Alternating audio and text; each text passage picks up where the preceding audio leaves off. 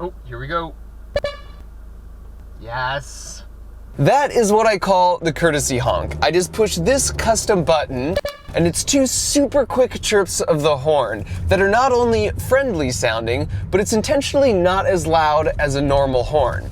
So I'm gonna show you how and why I did this, and in the process, I'll explain what this red button does. But first, I'm gonna pull over. 1.3 million people die in car crashes per year, so you really want to be able to communicate with other drivers if you want to stay safe. But if you think about it, cars only have two built-in ways to communicate with each other. You got your turn signal and your horn. And the turn signal is fine, but the problem with the horn is that it's so one-dimensional. It's like if your only tool is a hammer, it's really good at one thing, but it sucks at everything else. And I don't know about you, but now that pretty much everybody owns a smartphone, 99% of the time I use my horn, I'm not trying to avoid a crash, I'm trying to let the person in front of me know it's time to stop reading that text they just received. And that's the issue. I'm not upset. I just want to be like, hey dude, the light's green, no big deal. And this might come as a surprise because I drive a Jetta. But I'm not some hardcore, angry, road rage tough guy. But even this Jetta, which has just about the most emasculating horn possible, sounds angry when you honk it at a light. And if you try and do a nice quick honk, it doesn't usually register because it bottoms out too quick. So I just push my custom-made courtesy honk button, and because it's so non-confrontational, this will never happen to me. And this works for communicating in a lot of situations, not just at stoplights. Like if someone is just sort of drifting in your lane, you're not sure if they see you or not, but you don't want to use your big horn, or if you just want to get someone's attention to tell them something. If someone needs to move forward in traffic or in a drive-thru, it's nice because you don't want to seem like a jerk as they can look right at you in their rearview mirror. You can even use it as a way to say thank you. And I kind of feel like this should be a standard feature on all cars. So you still have your big horn that you can't miss in the case of an emergency, but there should be a smaller button right over here for the courtesy honk. But the good news is that as an engineer, if something isn't exactly how you want it, you just make it exactly how you want it.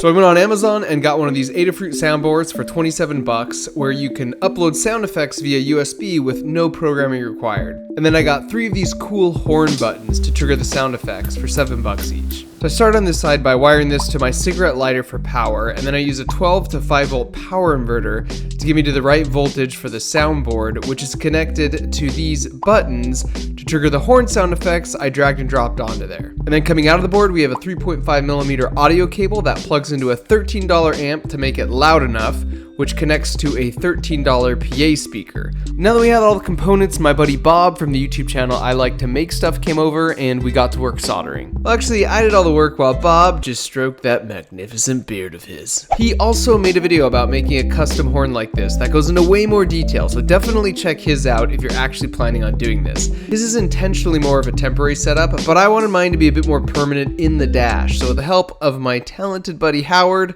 we went to town installing this thing.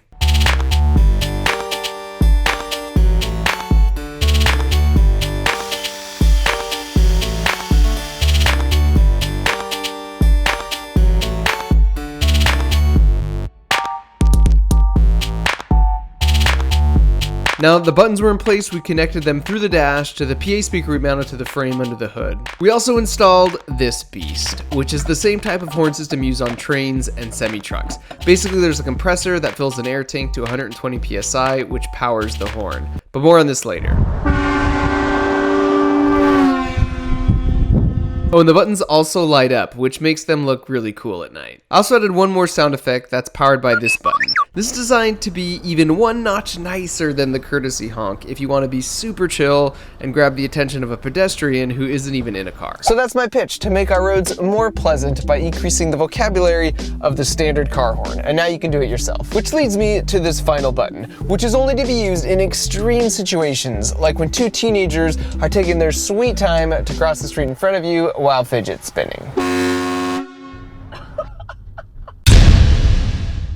Thanks for watching.